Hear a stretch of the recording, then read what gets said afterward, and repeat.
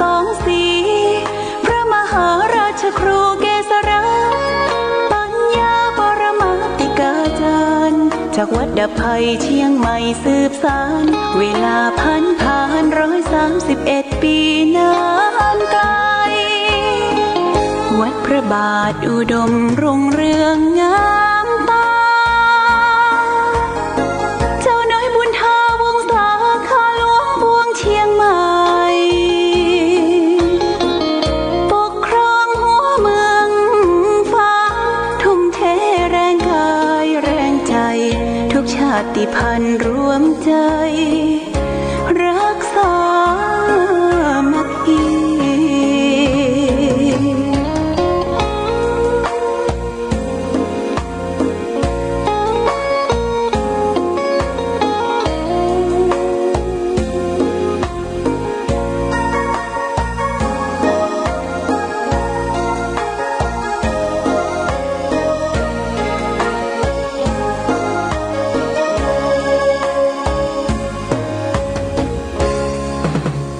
เป็นวัดร้างโบราณ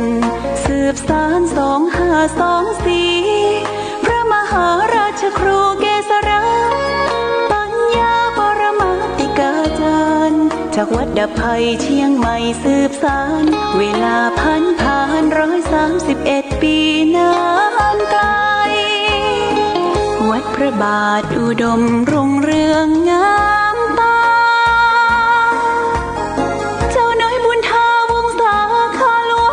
เชียงใหม่ปกครองหัวเมืองฟ้าทุ่มเทแรงกายแรงใจทุกชาติพันธุ์รวมใจรักษามัคคี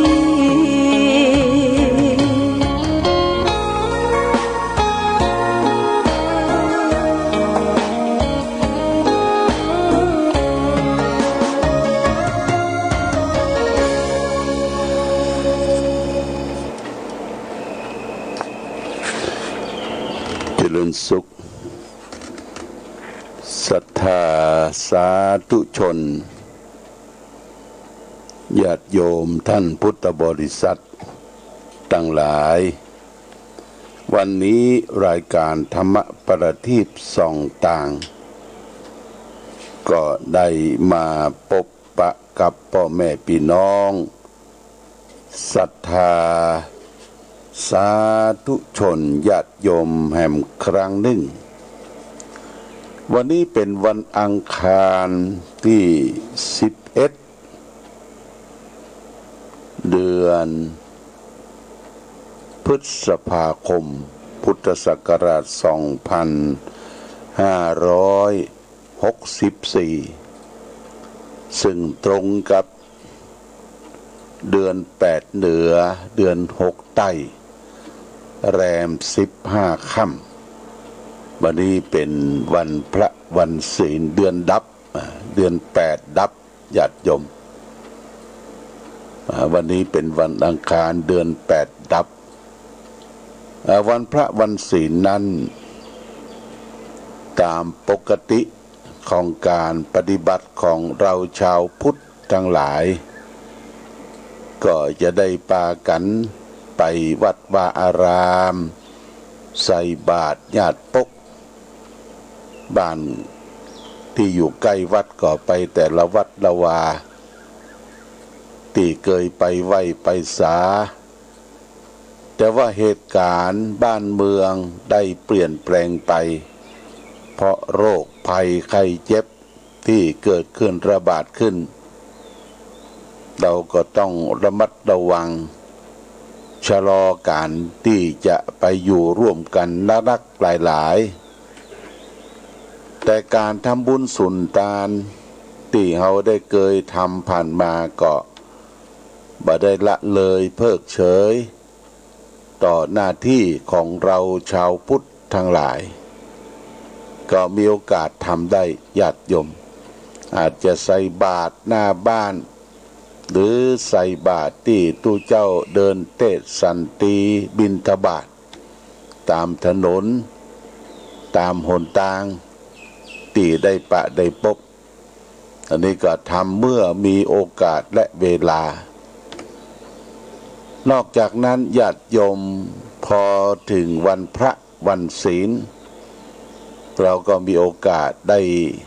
ทำกิจส่วนตัวคือไหว้พระสวดมนต์อาจจะทำรวมกันก่อนการมาเนี่ยรวมกันนักหลายๆแต่ว่าปัจจุบันนี้ก็อันตรายที่จะไปนั่งใกล้ชิดนั่งใกล้กันก็ต้องระมัดระวังให้มีแนตมี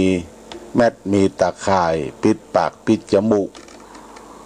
เพราะว่าโรคภัยไข้เจ็บมันกลายพันธุ์นะญาติโยม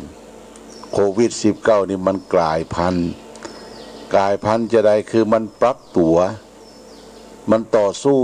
กับยาหรือที่เปิ้นเอามาฉีดแก้มันเนี่ยมันก็จะขยับตัวขึ้นต่อสู้พอดีมันรุนแรงขึ้นยาต้านไวรัสที่ไปฉีดนะตัวยานี่จะสู้มันบ่ได้นะอย่างที่ประเทศ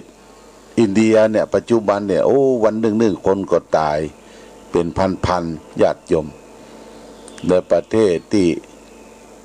แอฟริกาก็เช่นเดียวกันมันอยู่แต่ละประเทศแต่ละอุณหภูมิมันก็แฝงตัวกลายพันธุ์เป็นปีศาจร้ายมาทำลายมนุษย์คนเฮาวอดวายตายไป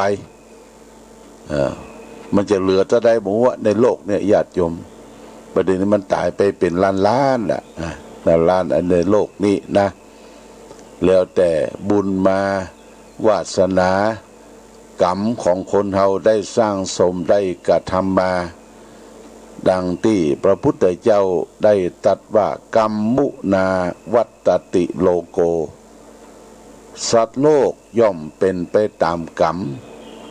มที่เฮาได้สร้างได้สมได้กระทำมาตั้งแต่อดีตชาติคือชาติที่แล้วแล้วก็มาถึงปัจจุบันชาติคือชาติปัจจุบันเอาได้สร้างกรรมได้สร้างกระทำอย่างไวก็ต้องได้รับผลของกรรมนั้นญาติโยมกรรมคือการกระทำกรรมนี่คือการกระทำของคนเฮาเกิดขึ้นจากกายกรรมการกระทำด้วยกายวจีกรรมการกระทำด้วยวาจามโนกรรมการกระทำด้วยใจกายวาจาใจเนี่ยเขาทำกรรมอยู่ตลอดเวลาถ้าเป็นกรรมดีก็เรียกว่ากุศลกรรมถ้ากรรมบดีเรียกว่าอกุศลกรรมระหว่างกรรมดีกรรมชั่วมันอยู่ที่ตัวเขาทำผลของกรรมนั้นมันเกิดมีญาติโยมมันเกิดมีพลอยตามมาถ้ากรรมบดีก็เรียกว่าเป็นวิบากกรรมมาค่ำมาเคได้เจ็บได้ป่วยได้ทุกพลภาพเนี่ยบางคนก็เกิดอุบัติเหตุเคี้ยแข้งเสียขาเสียองค์กะหรือโรคภัยไข้เจ็บเข้ามาเบียดเบียนเป็นอัมพฤกษ์เป็นอัมพาตเป็นนั่นเป็นนี่อันนี้ก็คือวิบากกรรมของคนเฮาที่ได้สร้างได้สมได้กระทำมาเนี่ยทำโดยกายก็เป็นว่าเป็นการฆ่าสัตว์ตัดชีวิตเบียดเบียนสัตว์เล็กสัตว์น้อยเบียดเบียนผู้คนที่อยู่ร่วมกันหรือแม้กระทั่งผู้มีอุปการะคุณเรียกว่ามีความอากตัญญูต่อพ่อต่อแม่ต่อครูบาอาจารย์ต่อสถานที่ที่เราได้อยู่ได้อาศัยเนี่ยกรรมเหล่านี้มันเป็นวิบากนะวิบากกรรม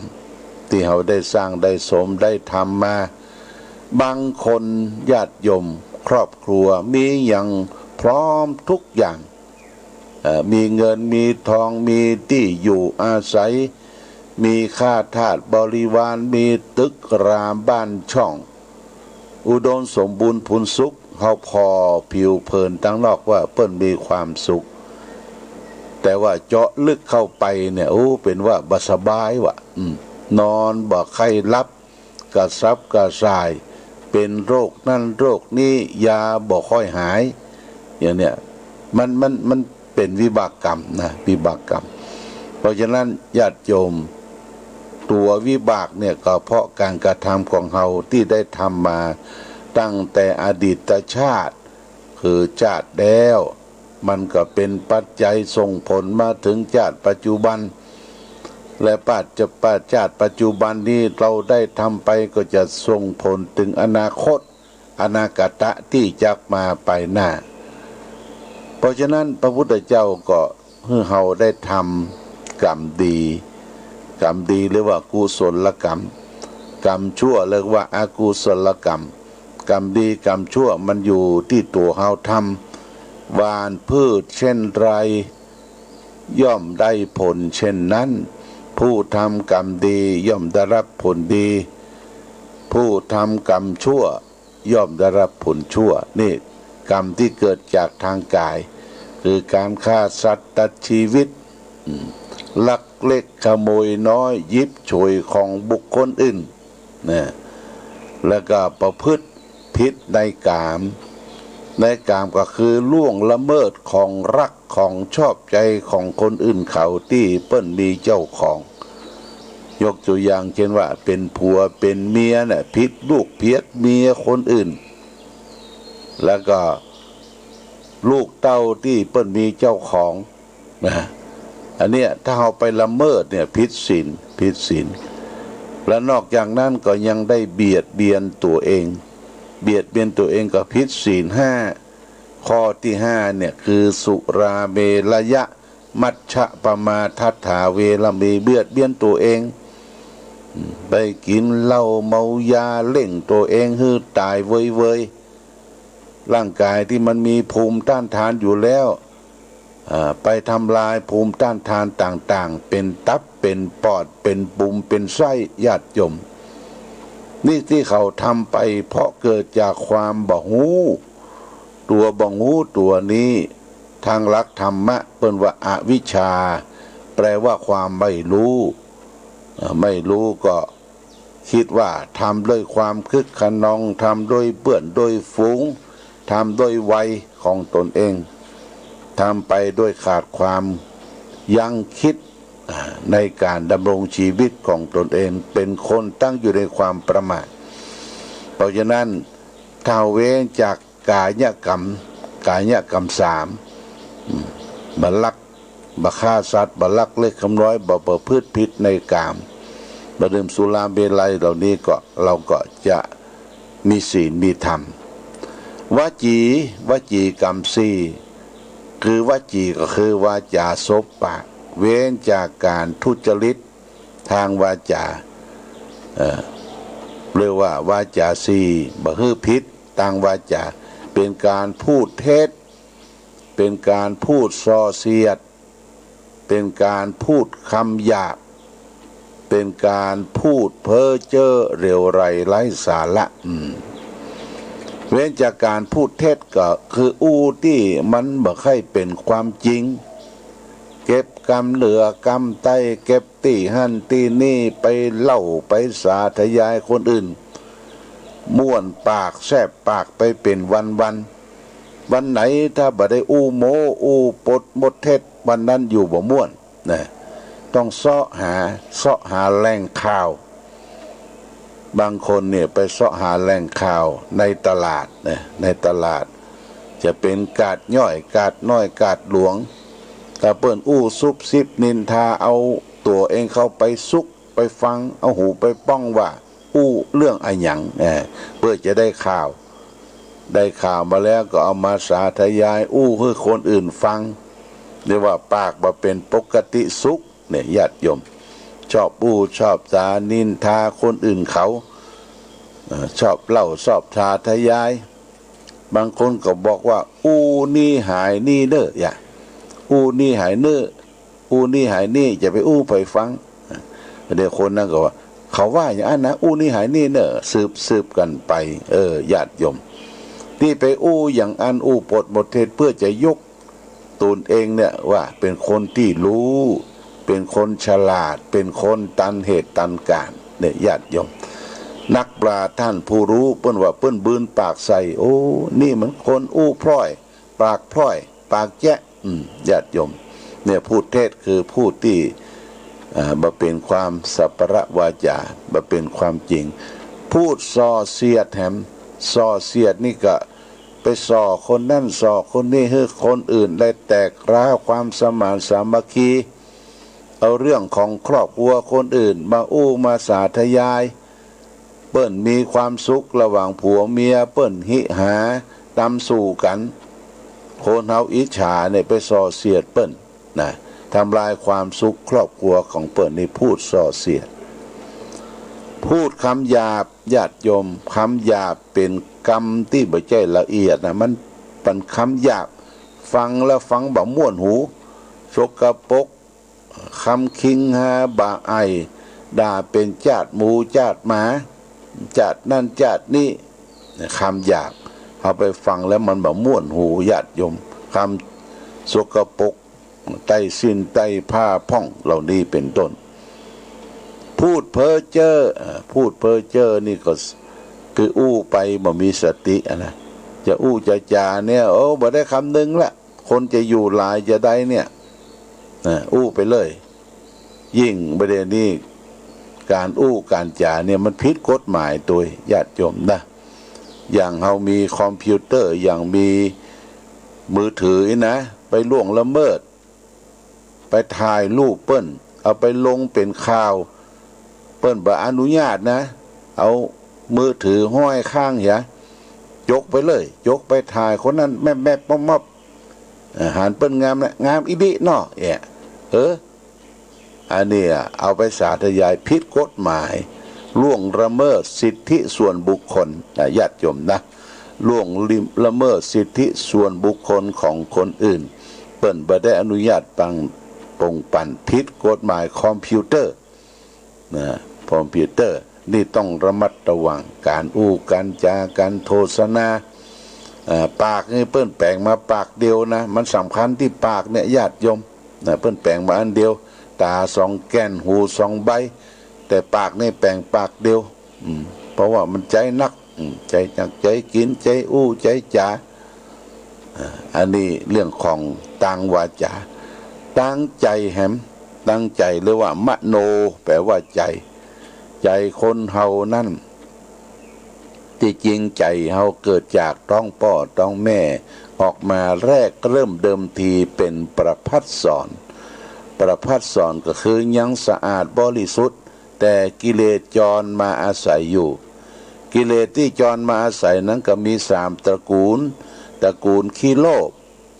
ตระกูลขี้โกรธตระกูลขี้หลงโลภโกรธหลงในจรมาอาศัยเข้าข้างตัวเองเข้าข้างตัวเก่าไผมาจี้มาว่าสวดว่ากายบ่ได้นะผิดใจว่าโอ้กูผิดใจมึงผิดใจเพราะฉะนั้นใจเนี่ยเป็นประธานใจเป็นใหญ่ในร่างกายเขาจะฝึกอย่างก็คือฝึกที่ใจก่อนเพื่อใจดีใจโอบอ้อมอารีคิดเพื่อแผ่แก่บุคคลอื่นเปิ้นบอกว่าใจดีใจพระพุทธใจบริสุทธิ์ใจพระธรรมใจงามใจพระสงฆ์พระพุทธช่วยนำพระธรรมช่วยแต่งพระสงฆ์เป็นแหล่งแห่งสะสมสร้างคุณงามความดีถ้าเอาใจดีทุกสิ่งทุกอย่างสภาพร่างกายก็ดีไปหมดถ้าใจบดีเนี่ยญาติโยมมันล้มเหลวสภาพร่างกายก็ล้มเหลวใจฮิตใจป๊อดทำอะไรหยังบ่เป็นบ่เป็นบ่อนแต่ก่อนเปิ้นบอกว่าคนใจหิ้นใจป๊อดขี้โกรธขี้เกียจเนี่ย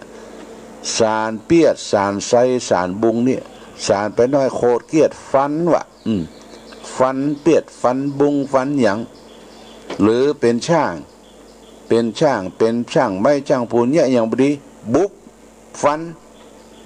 แล้วก็ทิ้งขวกขละนะญาติโยมเนี่ยเพราะใจบ่มั่นใจบ่เตี้ยง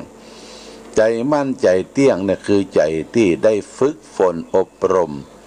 นะ ใจมีสมาธิมีความตั้งมั่นของจิตใจใจที่ประกอบไปด้วยกิเลสคือหนึ่งคิดโลภอยากได้ของคนอื่นเขาสองคิดพยาบาทปองร้ายเขาสามคิดผิดเห็นชอบไปตามทำนองครองธรรมผิดตามทำนองครองธรรมคือว่าทำดีบ่ได้ดีทำชั่วได้ดีเป็นต้นเนี่ยผิดนะผิดหลักธรรมคำสอนพระพุทธเจ้าว่าทำดีย่อมได้ดีทำชั่วย่อมได้ชั่วญาติโยมลองมานั่งนึกตึกตองข้อนี้ว่าทำดีย่อมได้ดีทำชั่วย่อมได้ชั่วบางคนเข้าใจผิดคิดว่าทำดีได้ดีมีที่ไหนทำชั่วได้ดีมีถมไปคิดว่า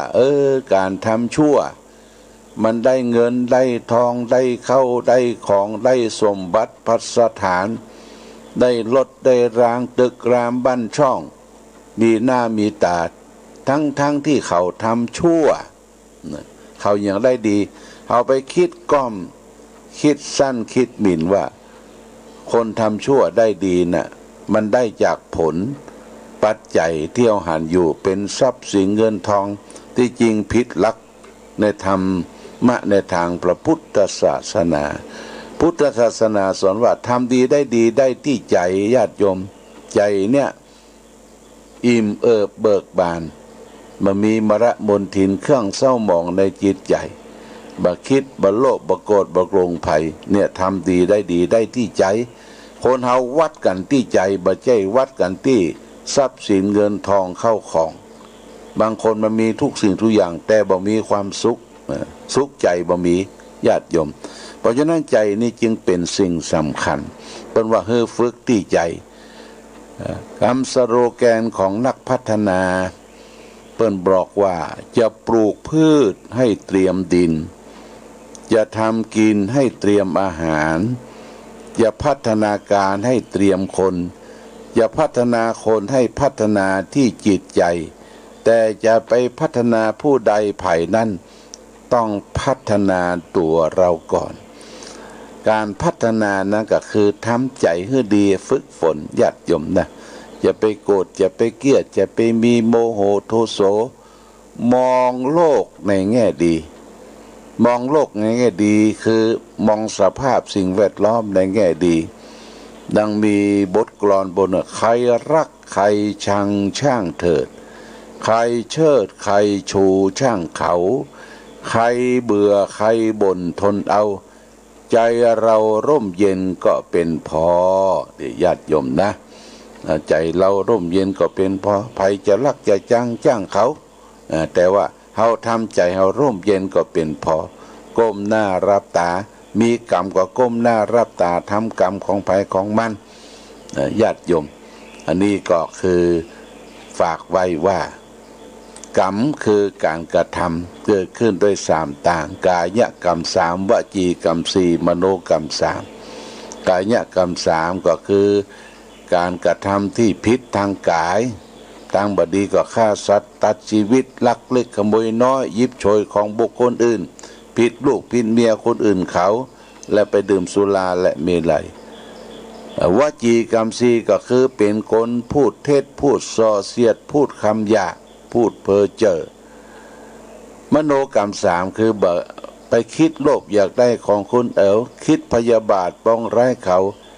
และเห็นผิดไปตามทำนองครองธรรมคือเห็นว่าทำดีบ่ได้ดีทำชั่วได้ดีเป็นต้นนี่ฝากไว้